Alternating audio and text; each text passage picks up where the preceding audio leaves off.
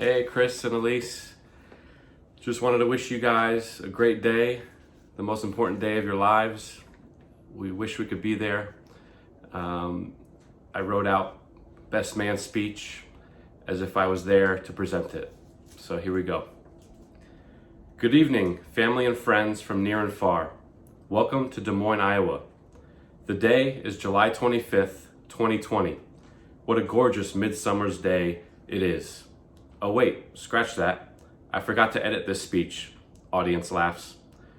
As you all know, Chris and Elise had an original wedding date for the summer of 2020. But for obvious reasons, had to switch gears and set a new wedding date. Today, May 8th, 2021. No big deal for this couple who had time to grow even stronger during the 9.5-month delay. On behalf of the entire Bennett family and the entire Bruton family, thank you all for coming to celebrate the love of Elise and Chris. I would personally like to thank the newlyweds, as well as Elise's family, her mom Liz, and her dad Steve, and also our parents, Donna and Rick, for everything that was done to see that this special day would go off without a hitch. Many of you don't know me, but can probably guess who I am. My name is Kyle. I am Chris's twin brother. This is my first time doing a speech like this. Chris has had some practice, however. He presented his very heartfelt best man speech for me about 15 months ago when I married my beautiful bride, Lauren, down in Cartagena, Colombia. As a former teacher, he definitely earned an A+ for that speech. Thanks again, Chris. Growing up as twins, we definitely shared a lot of the same memories. First off, we shared a womb. We were womb mates. Being womb mates wasn't always fun and games though. Typically, when a woman is pregnant with twins, the doctor names them as baby A and baby B. In our case, Chris was known as baby A, so that left me with being known as baby B. Usually, based on alphabetical order, baby A comes out first.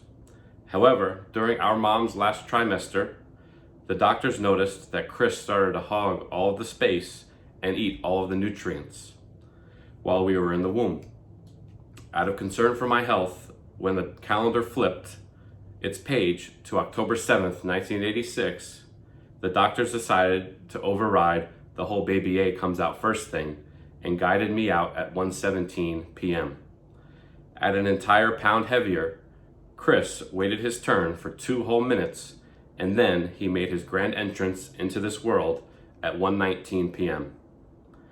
When we arrived home from the hospital, we went right into our shared nursery. Then several years later, we moved into our big boy room with bunk beds. It was never easy to decide who got to sleep in the top bunk.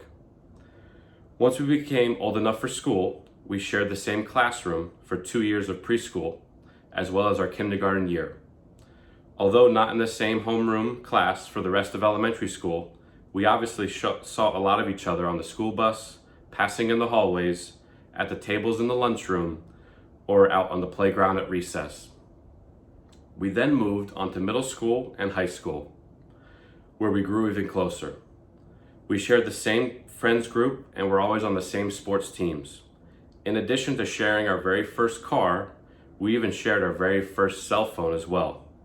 It was fun deciding who would be the one to drive or who got to be the one to call mom and dad to tell them we were on our way home.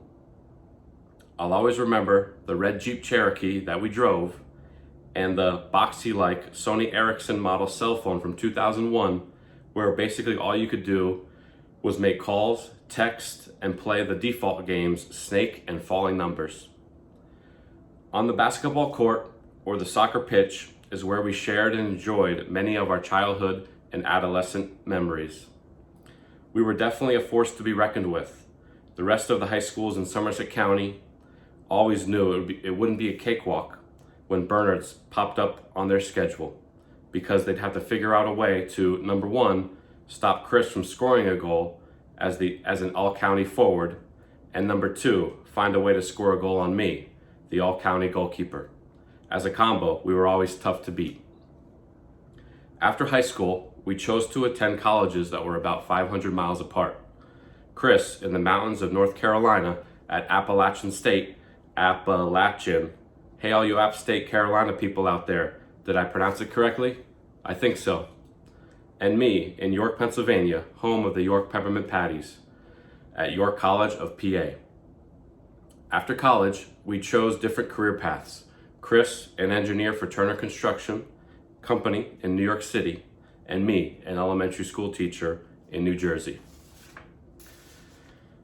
Due to a health issue that I endured and ultimately came out on the positive end of during the years of 2013 and 2014, my teaching career had to be put on pause for about a year and a half of doctor's visits, treatments, and surgeries.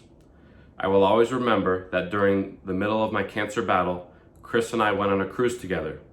No, Dave, it still was not an all twins cruise, despite what you think, which he practically funded for me so that I could take my mind off of what I was going through. We shared great memories on that trip as we sailed down the East Coast from New York City to Florida and then to the Bahamas and back. It is just in Chris's nature to do a gesture like that without even batting an eye. Thanks again, Chris. Once I beat cancer in 2014, I had a whole new perspective on life and was eager to make a change in careers. I gave the sports industry a try, but knew that I could never make it as a cold call ticket salesman. Hello, would you like to buy a Yankee season ticket package? No. Okay, great, have a nice day. It just wasn't going to work. Chris one time said, jokingly or not, hey, why not give Turner a try? There are plenty of entry-level positions here, and there's no reason why you wouldn't be successful. I eventually took Chris up on that idea and ultimately landed a job in New York City with Turner in the fall of 2015. Man, was I glad that Chris had the insight and thought to have me apply with Turner. With a new outlook on life and a new job in the bag, all I needed was somewhere to live. Chris was gracious enough to allow me to bunk up with him on his couch for a few months while I got acclimated into my new career in the big city. Coincident or not, I landed on the same exact construction project where Chris had been for a few years. So that was nice. I was able to adjust comfortably with my bro just on the other side of the field office. Not to mention it was only an 8-minute walk, door-to-door commute from our apartment. After 2 months, I moved into a sublease for 2 months. I think Chris was ready to have me off of his couch and out of his room. It was nice while it lasted, but it was definitely time for me to put my big boy pants on and start paying New York City rent. Once my 2-month sublease ended, one of Chris's existing roommates moved out, so Chris came calling and had me back into his apartment. Chris could have sought out a friend or a coworker to move into his apartment, but no, Chris called his twin brother, me, to move back in. No couch this go around. This time it was into my very own room with my very own bed. This was around the time that I met my wife, Lauren. Lauren is a coworker of ours at Turner. Funny enough, Lauren actually met Chris before she met me, just a few minutes before she met me. I am thankful that Lauren liked the twin with the glasses. It was really great during that year that Chris and I lived together, that the three of us got to spend so much time with each other and create lasting memories. I will always be grateful for the years that Chris and I lived and worked together in New York City. Some great bonding years. You see, this is just the way Chris is, always thinking about others and willing to include anyone into anything. He was and always will be the event planner, making things happen, a go-getter, a multiple property owner. It sure always did pay off to have a professional woodworker / handyman in the family as well. That gene for me must have gotten lost in the womb. Anything needed to be made out of wood, Chris can build. Anything needed to be adhered to a wall, Chris can hang. Ultimately though, the core of who Chris is, he is a family man, hopeful of kids and a family of his own one day. This is where you come into the picture, Elise. By the way, you look beautiful today. Chris, I am glad that you finally met your best friend, the girl of your dreams, to make those hopes and wishes of a family of your own become a reality. When Chris first packed up and moved out to Iowa back in 2018, it was originally supposed to be just a 1 to 2 year assignment. Change of plans. 1 year into that assignment, Chris met Elise. It was pretty evident pretty quickly that this 1 to 2 year assignment may just turn into a forever assignment. About 2 weeks after Chris met Elise, Chris flew to Fort Lauderdale, Florida, where myself, Lauren, and our mom and dad were visiting family. You could tell there was just a different aura to Chris.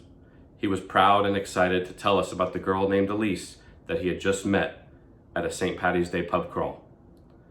We knew that if Elise was that special to Chris just 2 weeks in, it would ultimately result in a wedding a few years down the road. So here we are today, 2+ years later, at the wedding of Chris and Elise. We knew it all along.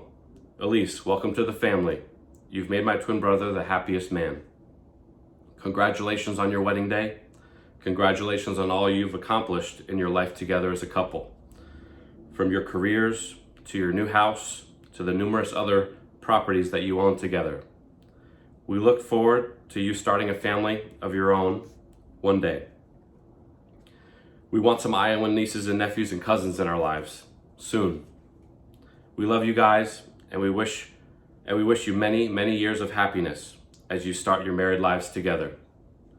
Let's raise a toast, except don't clink, or else our dad will have to stand up and clink every single person's glass in this room. It's one of his superstitions. To the newlyweds, Chris and Elise Bruton. Hashtag rootin' for Bruton. Thanks, guys. We love you. We miss you. Enjoy the day. Bye.